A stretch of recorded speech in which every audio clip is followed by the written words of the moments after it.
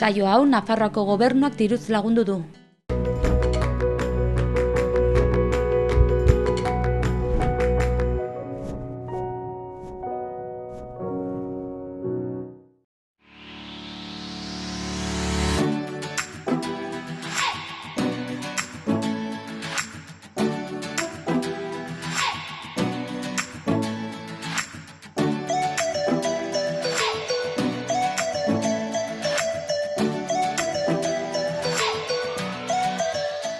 Arratsalde on guztioi, gaurkoan 3 gonbidatu berri izango ditugu gurekin eta hainbat konturi buruz hitz egitera etorri dira, baina hasiera emateko beti bezala hasiko gara gaurko eguneko edukiekin.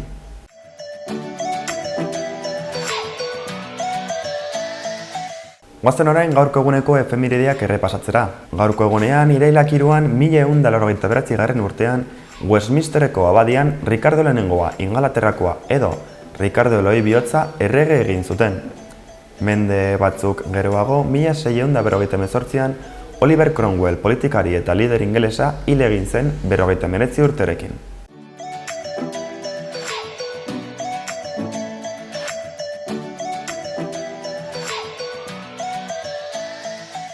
Beno, goazen ikustera aste honetan zehar Iruña herrian dauzkagun hainbat aukera posibleak eta horretarako agendara pasatuko dugu. Gaurko egunean Gaztelu plazan dantzak, txistu eta gaiteekin dantzaldia egonen da arratsaldeko 7:00 gaueko 9:00 arte eta sarrera librea izango da.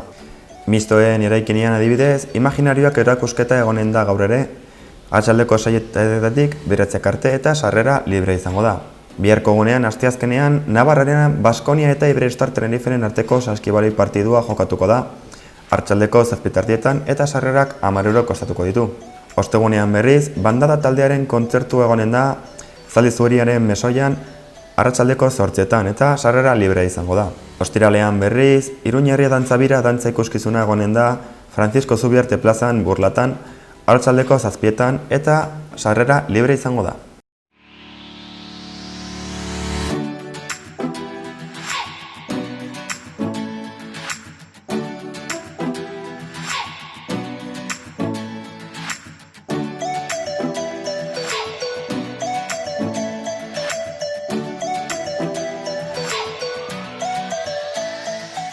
Goazen orain gaurko eguneko komunikabideen azal nagusiak aztertzera. Diario de Navarrako portadarekin hasiko gara, bere titular nagusiak dioenez Madrileko PPren finantzazio irregularrak Agirre eta Zifuentes epailaren aurrera eraman ditu. Urrian deklaratuko dute biek. Lau mila unibertsitario berri Nafarroako unibertsitatean.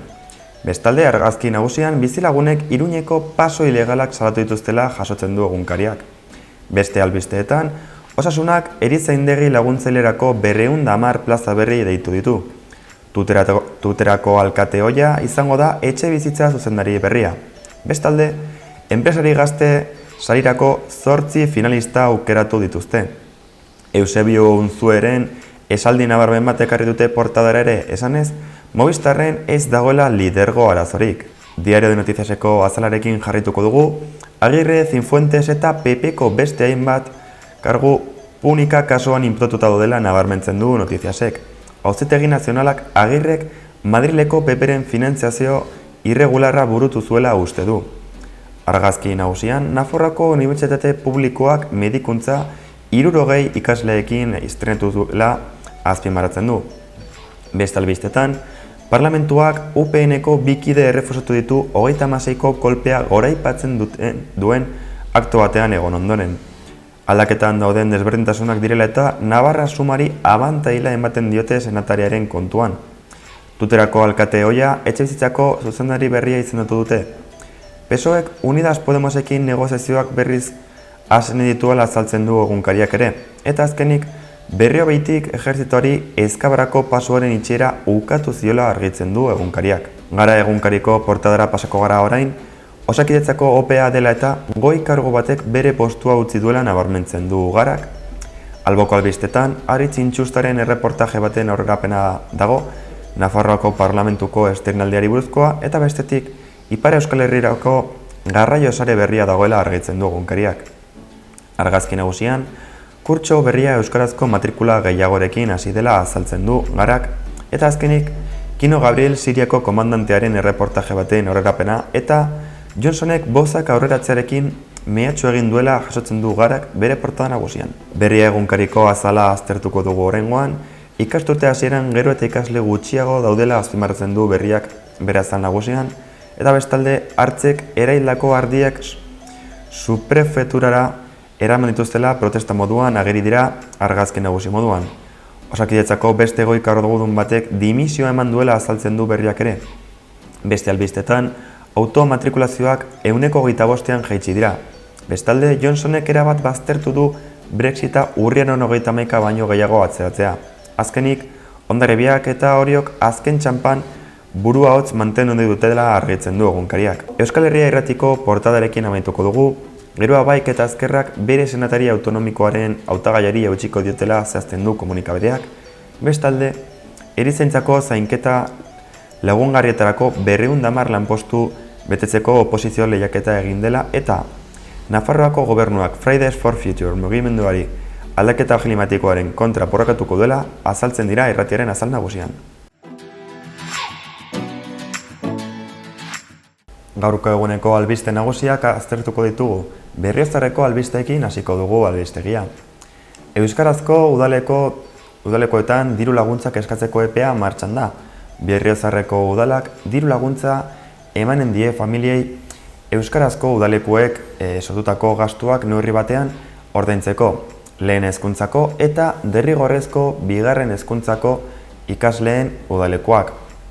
Eskaera hauek udaltzeko erregistroan aurkeztu ahalko dira irailaren 1-tik 30-era. Deialdi honen informazio osagarria eta bete beharreko formularioak Berriozarreko udalaren webgunean deskargatu daitezke. Burlatako albisteekin jarrituko dugu albistegia, 2019-2020 kurtsoan kultur jardueretan izan emateko epea hil honetan hasiko da. Aurreko kurtsoan izan eman duten pertsonek eta aurtengo kurtsoan izan emateko intentzio dutenek irailaren 10-tik 12 eman beharko dute izena. 012 telefonoan izena eman beharko da kasu honetan. Bestalde, burlatan erraldaturik dauden pertsonek irailaren 13-tik 23-ra arte izan dute epea izan emateko. Pintura, ingelesa edota argazkilaritza kurtsoak daude aurtengo ikastoren artean. Informazio guztia Burlatako udalaren webgunean aurki daiteke, baita izena emateko baldintzak ere. Beste albisteetan, Burlatako kulturetxea itxita egonen da hurrengo egunetan. Irailaren 20 arte itxita egongo da Burlatako kulturetxea bertan egiten ari diren oberak direla eta. Hala ere, bulegoa irekita egonen da bertaur horbidu nahi duen edonorentzat. Iruñeko albisteekin amaituko dugu gaurko albistegia. Beltza Weekend jaialdiaren 3. edizioa hasiko da datorren irailaren 5ean. Beltza Weekend jaialdiak bere 3. edizioa ospatuko du irailaren 5-tik 14 arte. Jardura zein gune ezberdin gehiago izanen ditu. Musika beltza, soul, blues, rhythm and blues, swing eta boogie musika ekartzeko eta ikusle mota, gehiagori iristeko. Edizio honetan programak nazioartean ezagunak diren taldeen kontzertuak izanen ditu zentralen, eta atari zabaleko emanaldi batzuk doan, medialunan. Horrez gain, zinema eta literatura hitzorduak erakusketa bat eta are aurrendako lantegiak eta ere bai. Ematik zentroak udazkenetarako hainbat kurtso prestatu ditu emakumei zuzendutakoak. Gaur irailak 3 hasiko da kurtso hauetan izen emateko epea. Ematik zentroak zuzendutako kurtsoak dira TIC eta informatika ikasteko. Iraila eta abendu artean 21 kurtso prestatu dira emakumeentza zuzendutakoak eta doakoak. Berdintasuna eta teknologia berriak garatzeko egin dira kurtso hauek. Irailaren 11an zozketatuko dira plazak eta Iruñean erroldatutako emakumeek lehentasuna daukate. Azkenik, PSNek mailari aurpegiratu dio Iruñean agintzen duela gehiengo absolutua izango balu bezala. Iruñeko udaleko PSNek alkatea kritikatu egin du esanez alde bakarretik gobernatzen ari delako. Halaxe aldarrikatu zuten talde honen partaideek prentsaurreko batean atzoko egunean. Maite Esporrinek alkateren neurriak kritikatu zituen mugikortasun arloan, kale askoetan abidura murrizketa dela eta alde zaharreko mobilizazio obren geldialdia edota Pio 12 etorbideko aldaketak besteak beste.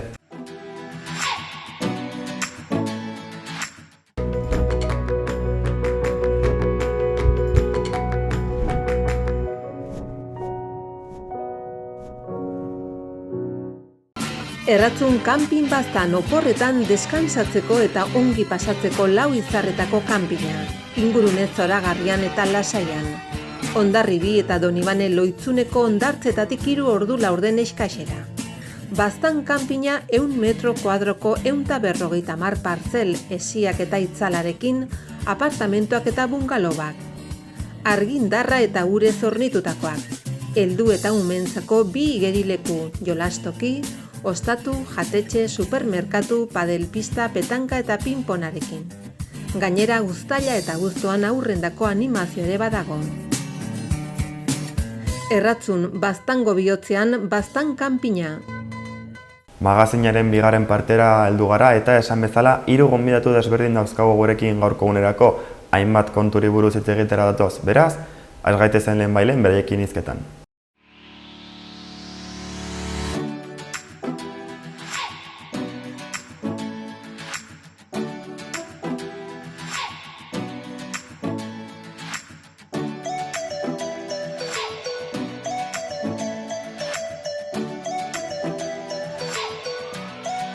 Arratsaldeon guztioi, gaurkoan Martin Zelaia daukagu gurekin, Sustrai erakuntzako kidea da eta gai polemiko baten inguruan hitz egitera dator.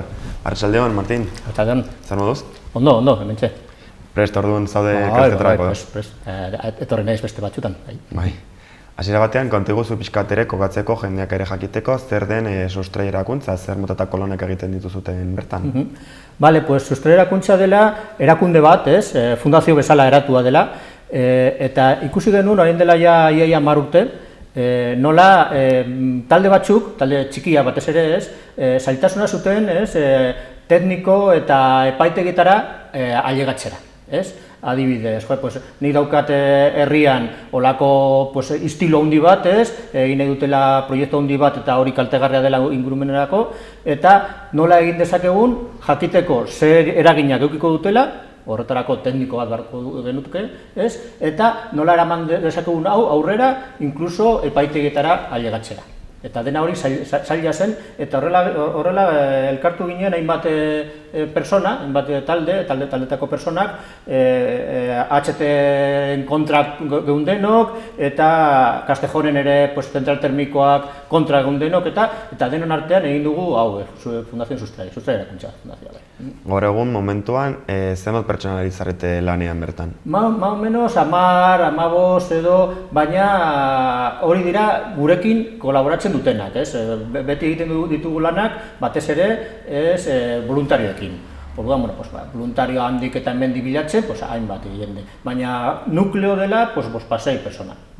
Eta kolektibo desberdintakoak segurazki, ezta? Hori da, batzuk etortzen garela, esan dudan bezala HT-ren kontrako borrokatik, beste batzuk Castejon zentralen kontrakoak, beste batzuk ura ondo erabiltzeko eskatzen duen taldetatik, eta horrelako.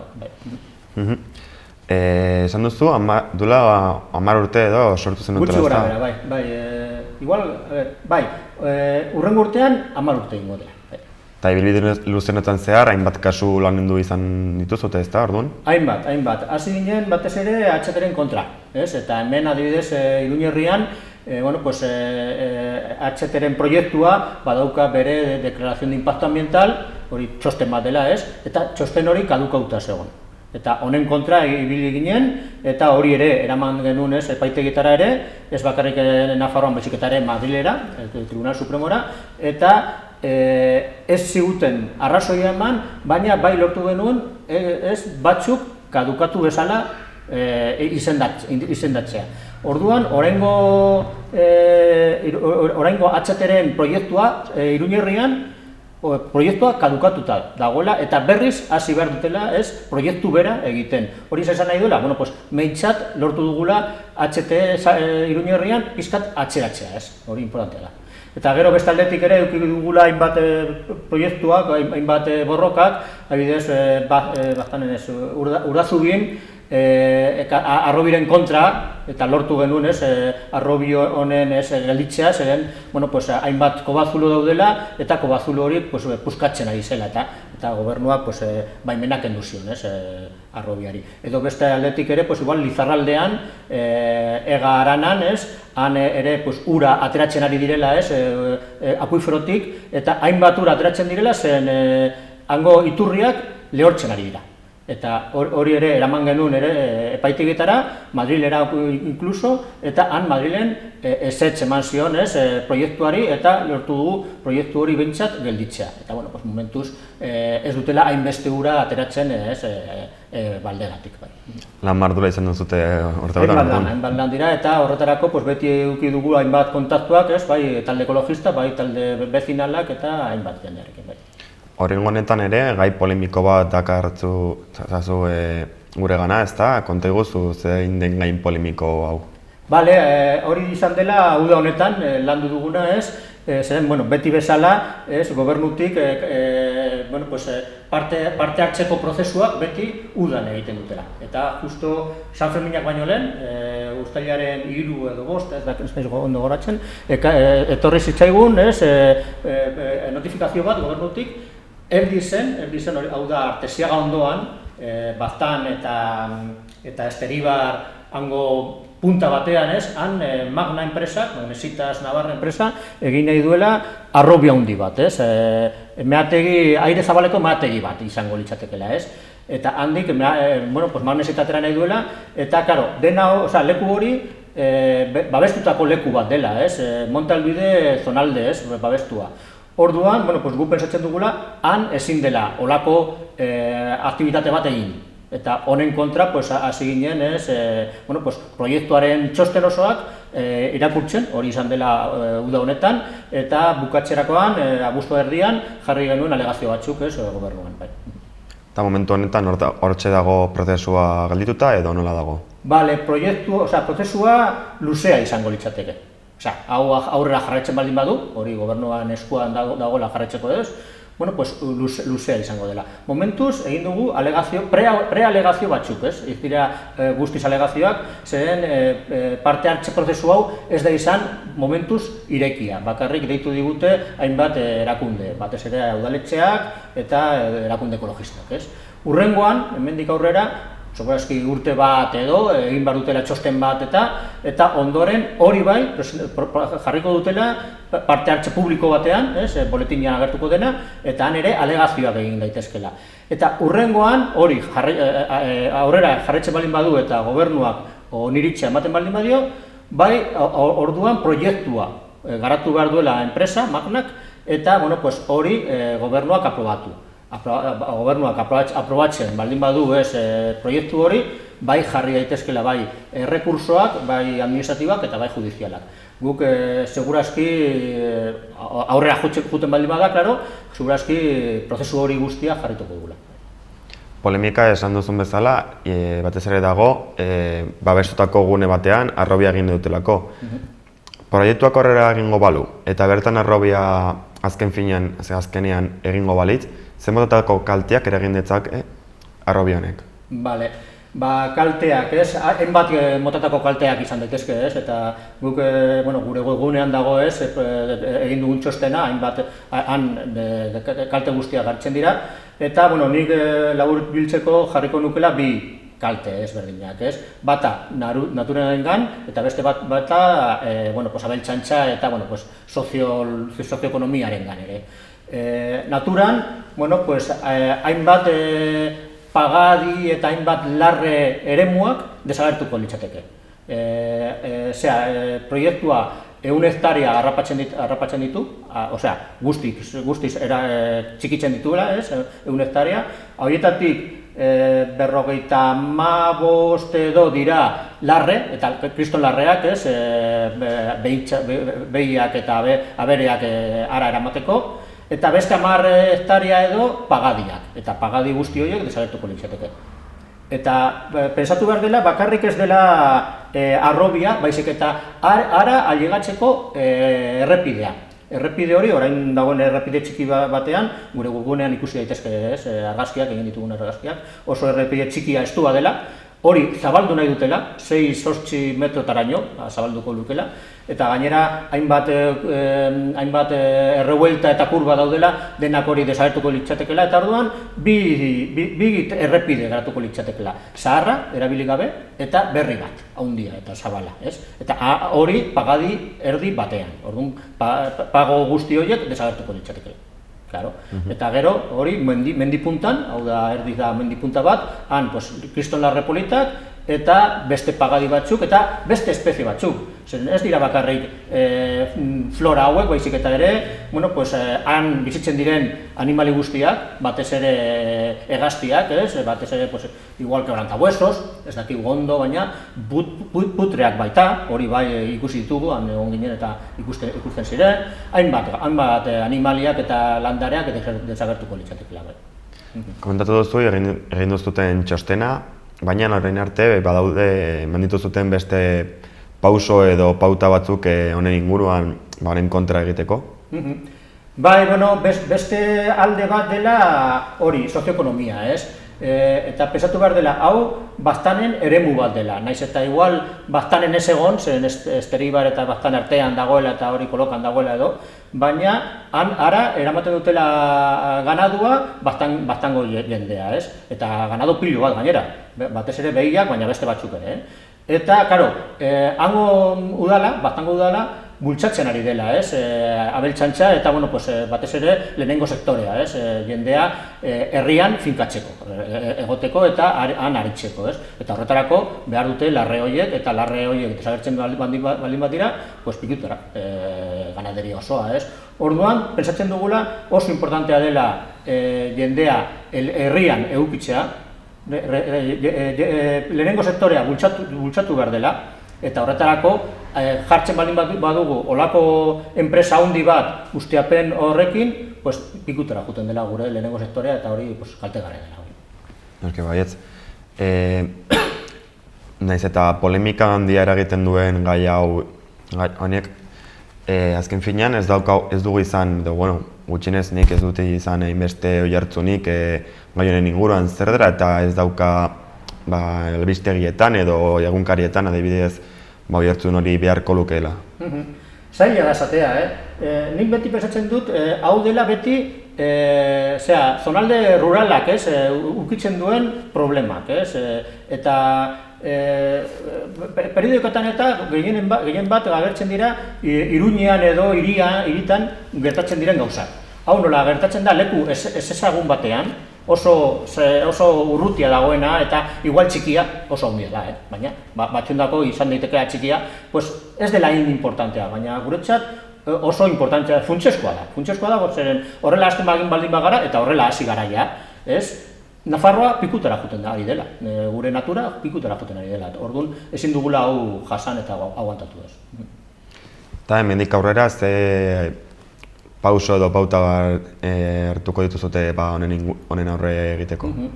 Honen gainean ere, beste pauso bat eman dugula, zeren ez da bakarrik erdi zen egin nahi dutela proiektua, arrobi handi bat hori, baizik eta ere, enpresa bera Magnak, bere zubriko planta haunditu nahi duela, beste labe bat jarri nahi duela, hori zezera nahi duela, hori oso importantea da, zeren, klaro, bere lehenengo asmoa ez da bakarrik erdizetik gauzak ateratzea, baizik eta produkzio gehiago egitea. 70.000 tona urtero haunditu nahi duela, orain ja egiten du kriston produkzioa, baina haunditu nahi duela. Eta hori ze esan nahi duela eta ze ondoriak hartzen duela, orain ja zubriko planta dela Nafarroan gehien kutsatzen duen enpresa. Hori importantea da, eta hori Nafarroako ekologistan martxan esan zuen orain dela ja 2 urte. Eta jarraitzen duela gauzak bera, botatzen, sufre oxidoak, nitrogeno oxidoak eta horiek oso kutsakorrak direla, Eta hau egiten baldin bada, gehiago botatuko duela, kutsadura gehiago botatuko duela. Eta, karo, hori doa aldaketa klimatikoaren alde, bultzatzeko, aldaketa klimatikoa, eta orduan, guk eta Nafarroak egin duen guztia, pikutara juten dela, bultzatzen duen, erregai fosilak gutxiagotzeko, hau justo juten dela kontra aldera, Bueno, Martin, ea pixkat ere elkarrizketeria amaiera emateagatik, ez dakit zer gehiago komentatu nahiko zenuken edo deialdi bat egin. Bai, ni pensatzen dut, zuk esan duzun bezala lehen, hau oso importantea dela, hau ez da bakarrik zonalde rural batetik ara afektatzen duela, baizik eta Nafar osoara. Orduan, Nafar osoko jendarteari esaten diot, esan nahi diot, hau importantea dela eta honen kontra edo behintzat hau ikustea, zer pasatzen dela, hau jakitea, ezagutzea. Zeren hau jartzen baldin badute, kriston kutsadura ekarriko durukela bai zonalde babestu horri, baina baita ere Nafarroa osoari, eta hori oso kaltegarria dela. Orduan, jendeari mugitzeko eskatzen dut. Martin, espero dugu jendeak ere kontzientzia hartzea gai honen inguruan eta ahalik eta laguntza gehien edukitzea. Mila esker etortzeagatik eta beste egunetan ere beste herriz ere etorrikoak nahi behazenu, ongetorri egun izuke. Mila esker. Eskerrik asko.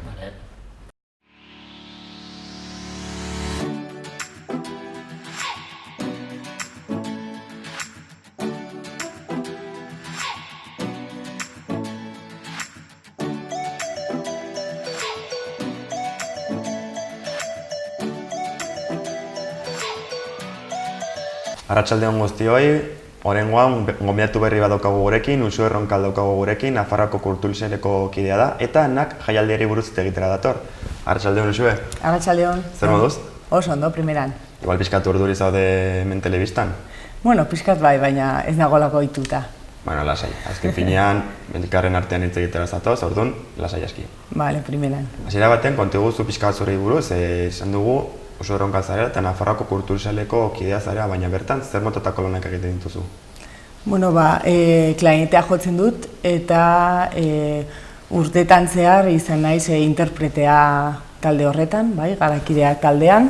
Eta, beharren arabera batzutan behar dituzte instrumentu batzuk, beste batzutan beste batzuk, eta horren arabera parte hartzen dut edo ez. Eta esperientzia polita da bertan egotea, ezta? Bai. Konpositorekin batera harremanetan egotea oso interesgarria da lan hori egitea. Hala ere, etorri zara hitz egitera, jaialdiari buruz, konta iguzu zertan datzan jaialdia?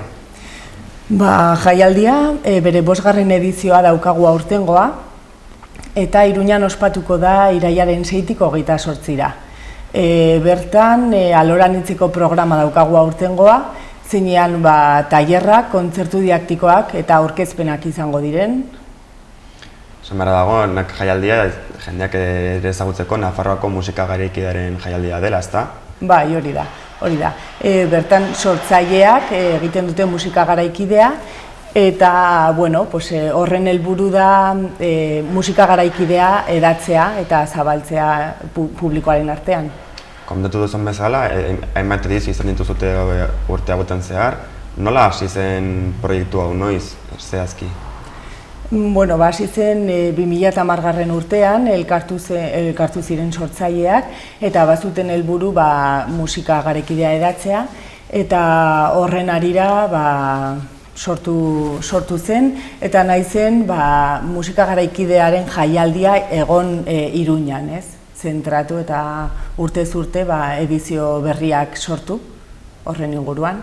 Orain honetan zehazki, nortzuk parte hartzen dute jaialdi honen eraketan? Kolektiboek, Nafarroako gobernuak? Badaude sortzaileak, interpreteak eta gero badago ere elkarlanean beti egoten gara Iruñako udalarekin, Zibiboxarearekin eta baita Nafarroako gobernuak parte hartzen du, INAEM, Nafarroako Kutxa Fundazioak, Baluarte Fundazioak eta Iruñako Planetarioa adibidez aurten egingo da berarekin harremanetan egon gara aurtengo edizioa osatzeko, ez? Aurtengo edizioa hor tartean daukagu, baina ere nahiko genuke jakin ere, igual aurreko urteko edizioaren balorazio bat egin dezakezuten, zer moduz joan zen, jende etzabildu zen edo... Geroz eta jende gehiago dator entzutera musika garaikidea. Fusionatzen ditugulako arte desberdinak eta horrek ere erakargarri egiten du musika eta beste arteak. Orduan, bai, iazko edizioa oso ondo gontzen, baina uste dugu aurtengoa hobea izango dela. Eta aurtengo ediziorako zer mototako programazioa daukazute, zeren esan duzun bezala, hainbat egunetan irango du, ezta? Bai, hori da, urtero egiten da musika erlazionatu beste gai batekin, ez? Eta aurtengo gaia bada zientzia. Orduan horren arira sortu dira kontzertu desberdinak, disiplina zientifiko desberdinekin erlazionatutakoa, adibidez, bago kontzertu bat astronomiarekin, astrofisikarekin erlazionatutakoa, beste bat fisika akustikoarekin, edo sinestesiarekin, bai? Eta horren inguruan beste tailer batzuk egingo dira ere. Esaterako hardware musikaleko tailer bat egongo da, zeinean eraikiko diren aparatu desberdinak edo makina desberdinak. Eta edenok parte hartu dezake tailer hauetan edo izena eman behar du prebiozki? Bai, izena eman behar du aurretikan eta ja ustut itxita dagoela epea. Tamalez jendarentzat, baina ja parte hartu nahi duten jendeak itxeroten egongo dira, segurazki. Bai. Orokorrean, berezitasunik dauka edizionek besteekin konparatuta? Berezitasunik, bai, egongo dira zientzia hobeto ezagutzeko edo musika eta zientziaren arteko harreman hori ezagutzeko, zientzialari zabaltzaileak egongo dira kontzertuak aurkezten. Osea, musikariekin aurkezpenak egingo dituzte, bertan, jendeak ere ulertzeko zertan ari diren musika korronte hau edo bestea jotzen, ezta? Bai, hori da, bai, azaltzen. Oso interesgarria, orduan. Bai. Esan duzun bezala lehen, aurtengo edizioan Planetariarekin kolaborazioa izan duzute, ezta? Zer dela eta kolaborazio hau? Astronomiarekin kontzertu bat egingo da bertan, eta horretarako lekua aproposa iruditzen zitzaigun, eta orduan planetarioan egongo da, eta bideo sortzaile batzuekin bertan parte hartuko dute. Eta jaialdi honen inguruan informazio gehiago batez ere programazioa kontsultatzeko edo beste kontuak ikustarazteko webguneren badaukazute edo sare sozialak? Bai, hori da, web orria izango litzateke nakfestival.com eta korreo elektronikoa garaikideak@gmail.com eta gero Facebooken ere bagaude eta Twitterren ere. Oso ongi, orduan jendeak ere kontsultu dezake programazio guztia bertan ere gerturatzeko, ezta? Bai, hori da. Orokorrean esango zenukete Iruñerrian edo Nafarroan asentatuta dagoen jaialdi bat dela edo ez ere ezaguna?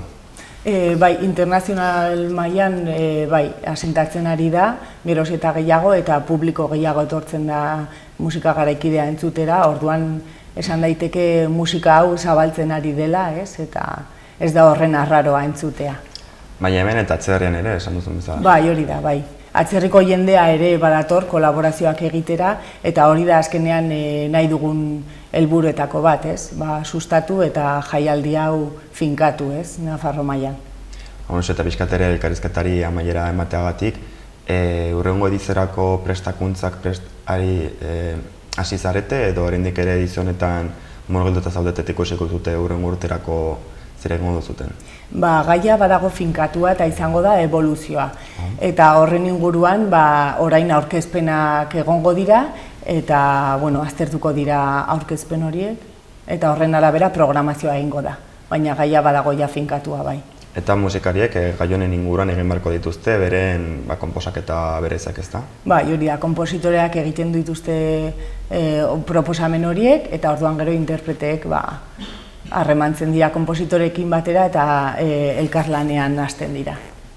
Espero dugu jendea animatzea bertara musika zabaltzera eta konpositore internazionalen bat ere etortzen dira Iruñerrira, ezta? Hori da. Benuxo, ez dakit beste garien bat kolokan gelitu den edo zer gehiago gelitu niko zenuken? Ez, ondo dago horrela. Mila esker onatortzeagatik eta festival honen inguruan hitz egiteagatik eta espero dugu dena oso ondo joatea. Bale, mila esker zuri, Jon. Eskerrik asko.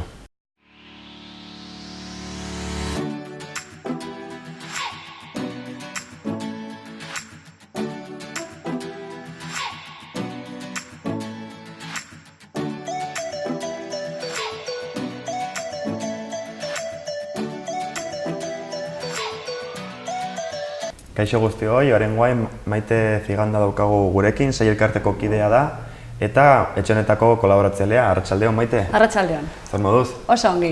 Uda ondo? Oso ongi, bai. Bueno, a tope, esaten den bezala, nerabeak esaten duten bezala, a tope, baina pozik. Nik uste dut nire bizitza lasai esango balitz, galduta egongo nintzatekeela. Bai. Kontigu zu, sei elkartean zer motatako lanak egiten dituzute? Begira, sei elkartea orain dela 20 urte sortu zen elkarte bat da, eta, bueno, orain dela 20 urte Iruña herrian, ia ez genuen migratzailerik. Bai? Baina justo hasi ziren etortzen baten bat, gehien bat nerabeak. Eta momentu horretan zeuden irakasle pare bat, ikusten zuten klasetari baten zirela, eskoletari baten zirela, baina beren ikasketa maila desberdina zela, eta laguntza behar zutela. Orduan, hor, hasi zen elkartea martxan. Urteekin, karo ja 20 urte pasatu dira, ez?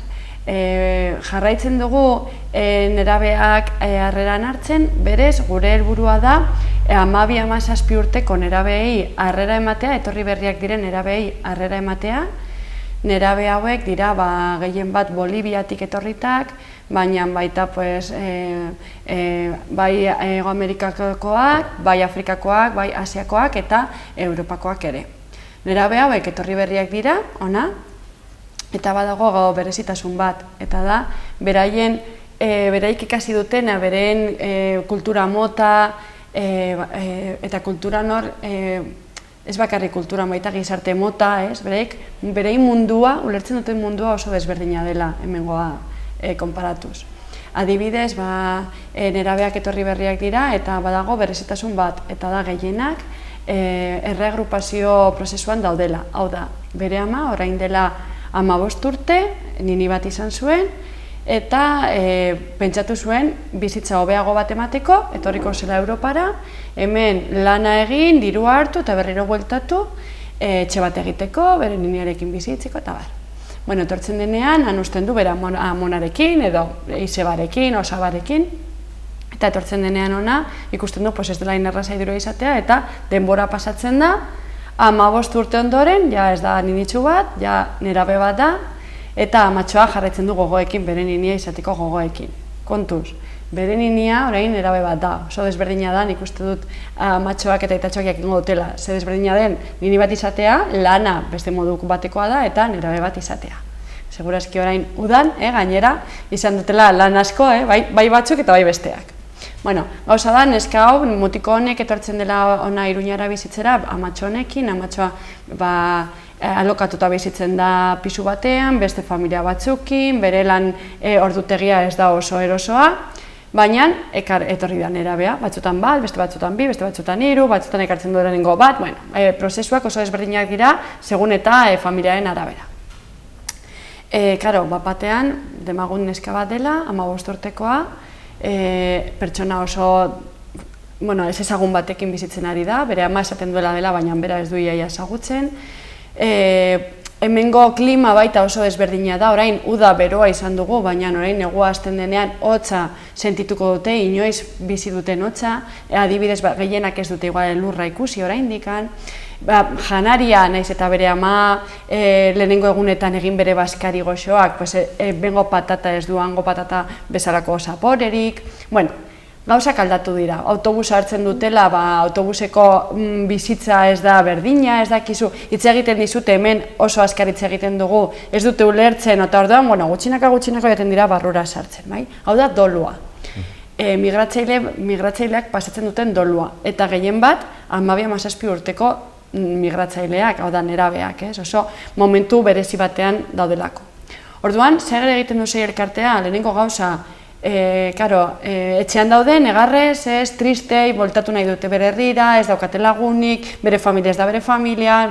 Orduan, sei elkartera etortzen dira, familia badute, ez badute familia, nerabea bakarrik, eta egiten dugu lehenengo elkarrizketa. Lehenengo elkarrizketa horreta, kontatzen diogu zer garen, eta bera erabaki behar du parte hartu ala ez. Denak erabakitzen dute parte hartu. Karo, batean, zu dolu bat pasatzen ari duzu, tristura bat, imagina, ni tristura bat daukat orain, eta justo elkartzen lagun batekin tristura berdina daukana, tristura erdiak kendu zait, Orduan, nik uste dut hor jaren sarreran, horrekin jokatzen dugula. behin erabakitzen dutela parte hartu, sei elkartea egiten duena da nerabeari bakarkako laguntza eman, eta bestetik familiako laguntza eman. Eta gainera, gure gizartea, hortik banatuta gaudenez, gizartea bolondrez moduan etortzen dira elkartera, eta lantalde txikitan parte hartzen dute, alde batetik familia txiki moduan, bereentzako sei elkartea da familia bat bezala, joaten direla, eta handaude bolondrezak, eta bolondreza beti galdetzen dira, moduz beste egunean, eta azterketa, eta, bai, hau da, badakizu hor dagoela pertsona bat zutaz arduratzen ari dela, edo gutxienez, nahi duela zutaz jakin, maitatzen zaituen horrek, ez? Orduan gutxinaka nerabea joaten da egiten bere sarea, ez? Familia sarea, edo, gizarte sarea. Eta gutxinaka ikusten dugu hilabete bat pasata, bilabete pasata, dolua beruntz doala, ohitu behar da. Hasten dira eskolan, eskolan nota onak ateratzen zituzten, ona etortzerakoan batean baita suspenso. Hemengo lenguaia desberdina da, matematika desberdina, fisika eta kimika, Orduan baita laguntzen bolondrezak hor lantalde txikitan, laguntzen diete nibela hartzen, adibidez orain abuztuan, egon gara horretan, nibela hartzen, orain iraian, orain daudela instituto guztiak eta zentro guztiak horrela bizka bat urduri, bere kurtsoa hasten direnerako, maila bat izatea eta kapasa izatea jarraitzeko klaseak eta. Orduan, zer da sei elkartea? Ni esango nuke, dela, etorri berriak diren nerabei eta familiei harrera ematen diegula, partea sentitzea, hemengo gizarteko parte sentitzea, eta hortik aurrera, gogoak izatea, gure ingurunean dauden elkarte edo talde edo gustoko duten gauzetan parte hartzeko. Kurtso berria hasi dugu, esan duzun bezala, eta jakingeneko nuke igual, 2019ko hilabete hauetan, ea zenbat kasu hartatu dituzuten zenturan orokorrean, gutxi gora bera. Oso gauza berezi bat gertatu da, gutxi gora bera urrian, 2018ko urrian, hasi ziren Nafarroara etortzen, esaten da mena, erderaz, familiari gabeko nerabeak. Gehien bat, 15, 16, 17 urte bitartekoak, eta gehienak Marruekosetik etorriak.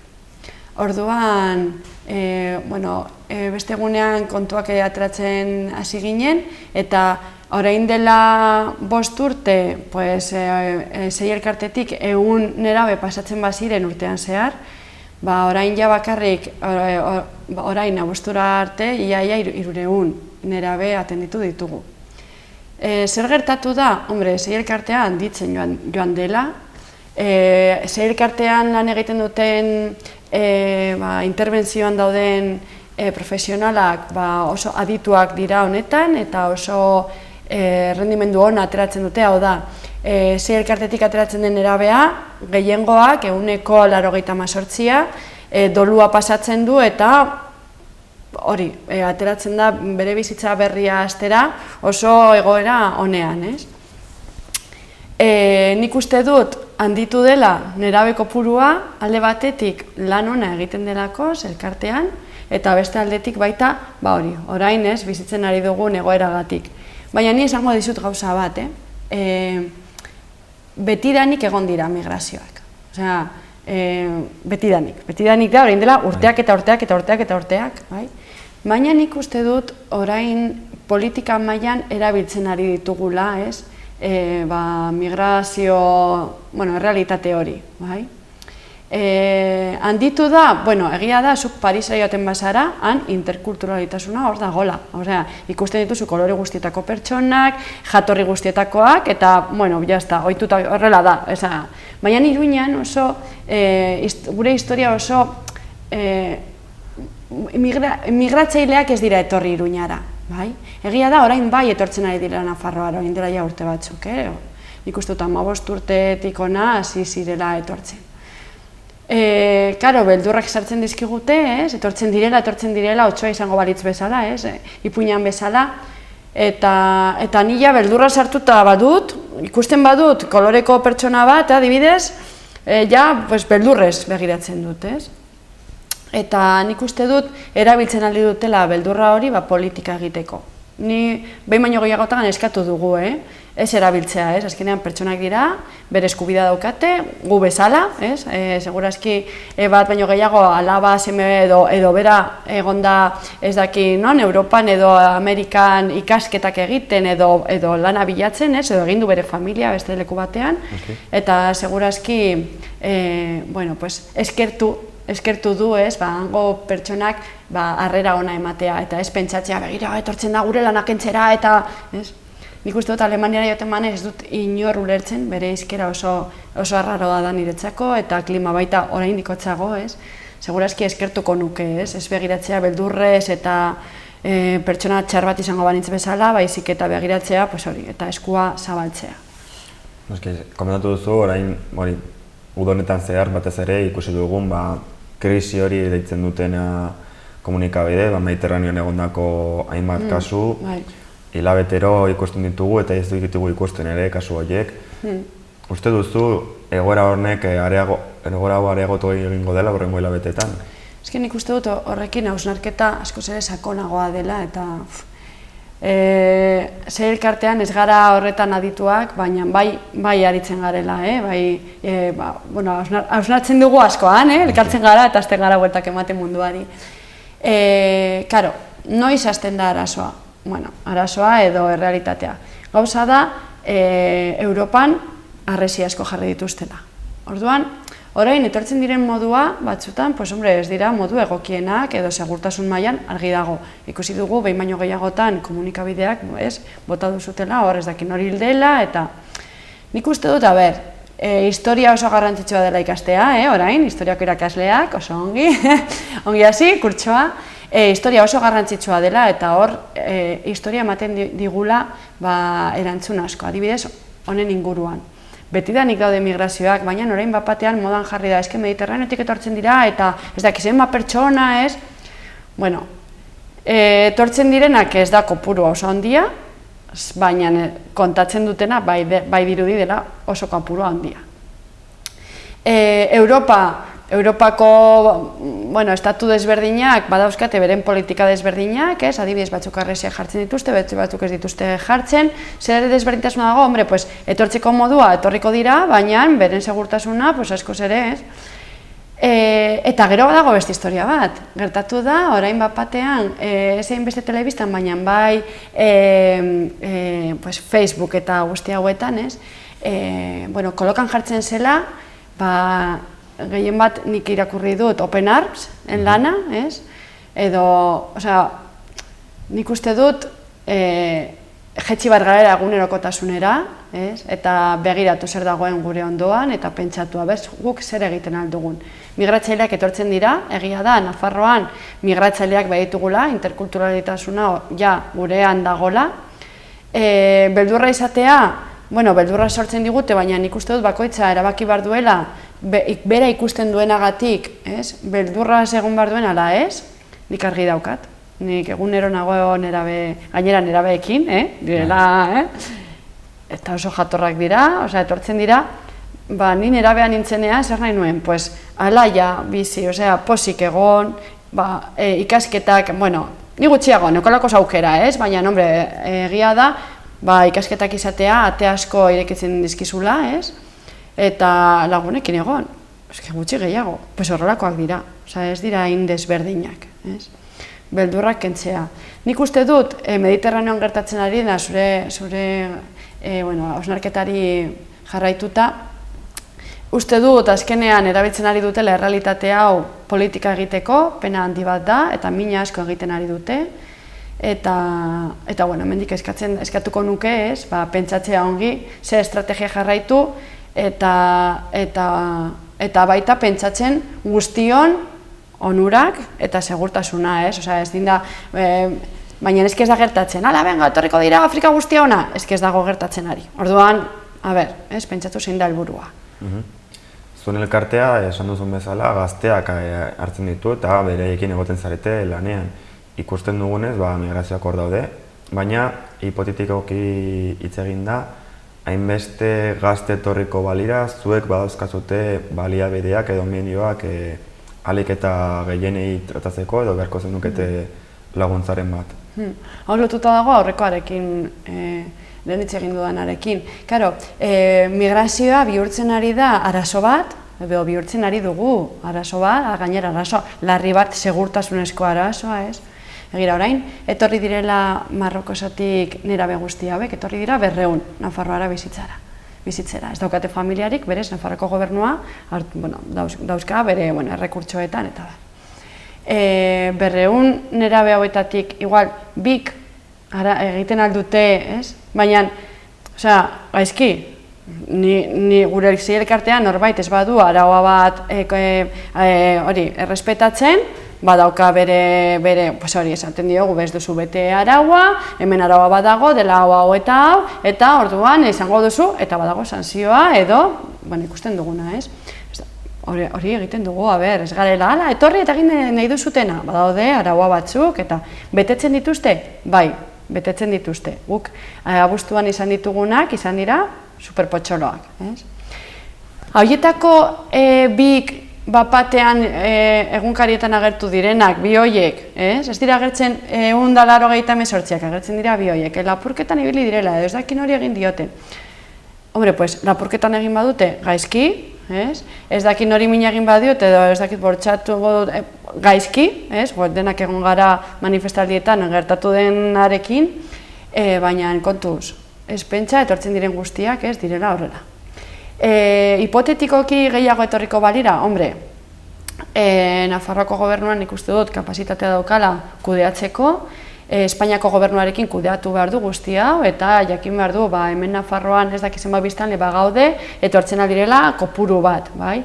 Egia da, igual ja banatutak daudela Espainia guztitik, eta egia da, hori izan dela hemen gertatu dena. Espainiako beste zonaldetik etorri direla Nafarroara, ez, orduan, igual batzuk Donostian daude eta entzun dute hemen Iruña etorri dela eta etortzen da Iruñara, baina egia da kudeaketa nire ikuspuntutik oso denbora gutxi daramago honekin eta nire ikuspuntutik oso kudeaketa egokia egiten ari dela Nafarroako gobernuaren partez.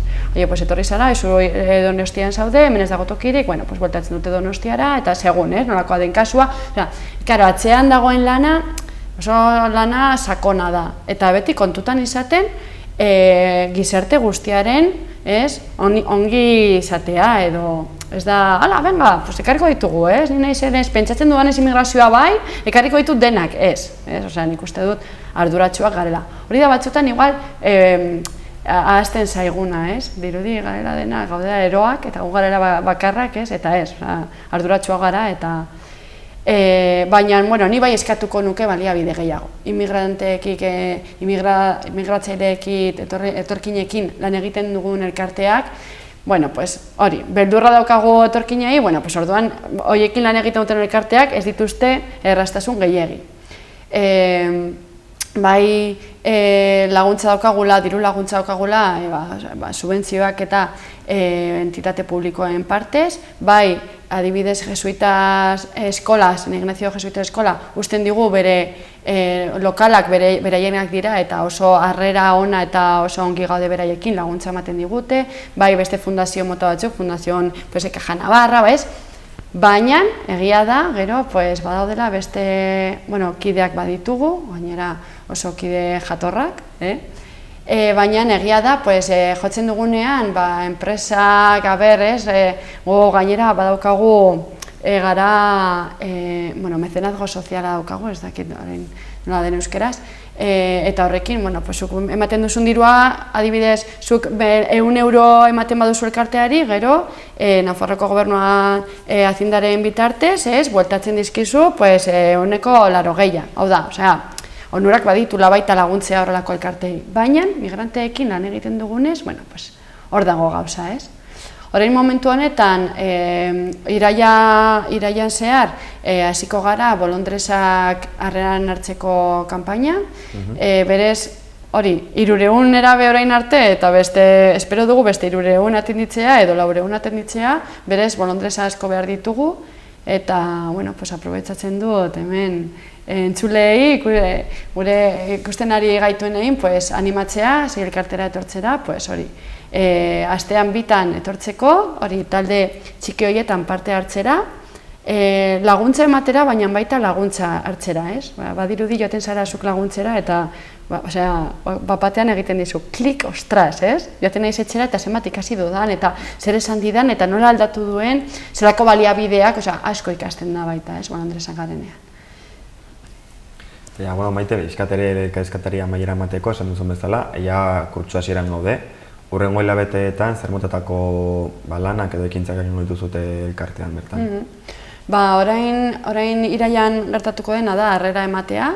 Orain arte parte hartu duten familiatan erabeei, ja dolua pastu badute oso ongi badaude, agurra ematea, beti irekitak, baina ja agurra ematea. Berez, pasaden kurtsoan, orain pasatu den kurtsoan, ailegatu gara, 50 nerabe inguru egon dira hor itxoiten, ez egoelako plazarik, gaude pixka bat desbordatutak, ez?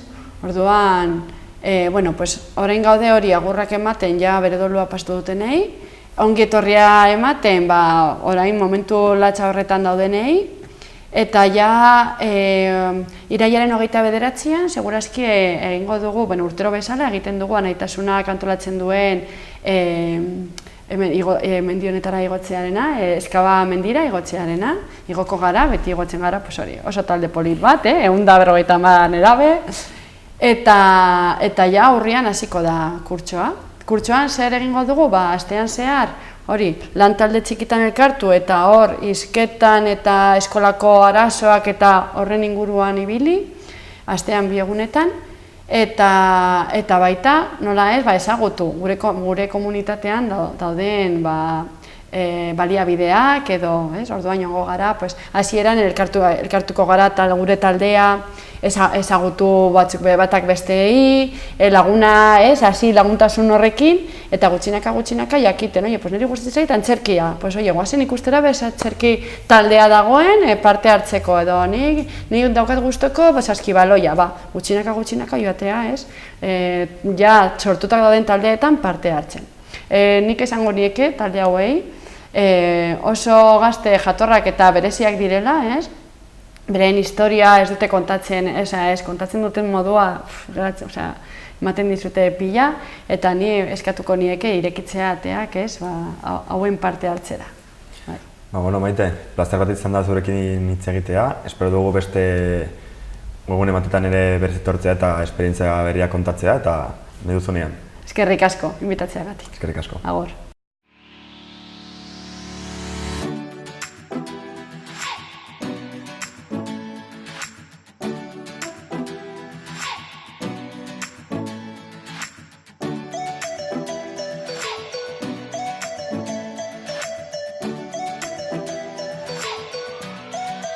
Hoi izan da guztia gaurkoz, mila esker egoteagatik, guk gaurkoz amaitu dugu, baina bihar itzuliko gara eduki berriekin.